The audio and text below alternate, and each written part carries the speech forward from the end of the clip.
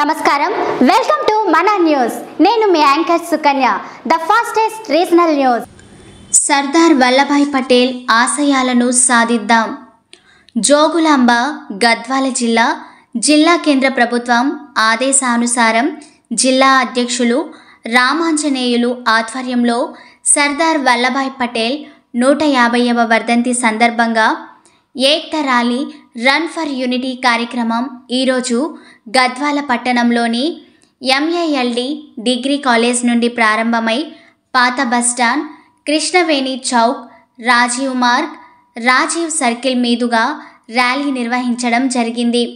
ఈ ర్యాలీలో విద్యార్థులు, డాక్టర్లు, లాయర్లు, విద్యావంతులు, యువకులు, ప్రజలు పెద్ద ఎత్తున పాల్గొన్నారు.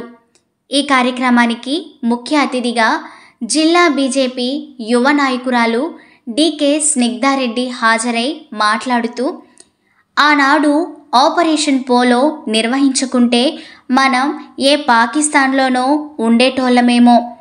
1948 సెప్టెంబర్ 13న సర్దార్ వల్లభాయ్ పటేల్ చేసిన ఆపరేషన్ పోలోతోనే తెలంగాణ భారతదేశంలో కలిసింది. సర్దార్ వల్లభాయ్ పటేల్ పోరాటంతోనే తెలంగాణ ఇవాళ భారతదేశంలో ఉన్నది.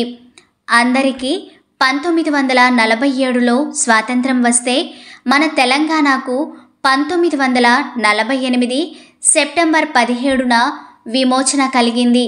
అది కూడా సర్దార్ వల్లభాయ్ పటేల్ పోరాటం వల్లే. పటేల్ సమైక్యత నినాదమే మనకు ఈరోజు స్వేచ్ఛ స్వతంత్రాన్ని ఇచ్చింది. అందుకే ఆ మహనీయుణ్ణి మనమంతా గుర్తించుకోవాలి, రుణపడి ఉండాలి. ఒక్క తెలంగాణనే కాదు, పటేల్ దేశ సమైక్యత పోరాటంతో మొత్తం సంస్థానాలు భారత్లో కలిశాయి. 1875లో అక్టోబర్ 31వ తేదీన జన్మించారు పటేల్. దేశ విభజన తర్వాత 565 సంస్థానాలను విలీనం చేశాడు. ఇందులో 3 సంస్థలు విలీనం కాలేదు: కాశ్మీర్, జునాగఢ్, హైదరాబాద్. ఈ 3 సంస్థలు విలీనం కాలేదు. మేము స్వతంత్ర దేశాలుగా ఉంటామని భీష్మించాయి. అప్పుడు పటేల్ సామవేద దండోపాయాలుగా సైనిక చర్య తీసుకొని భారతదేశంలో విలీనం చేశాడు. ప్రతి విద్యార్థి సర్దార్ పటేల్ జీవిత చరిత్రను తెలుసుకోవాలి. అప్పుడే ఈ దేశాన్ని విచ్ఛిన్నం చేసే కుట్రల్ని అడ్డుకోగలుగుతాము. ఆ మహనీయుని ఆశయాలు సాధిస్తాం.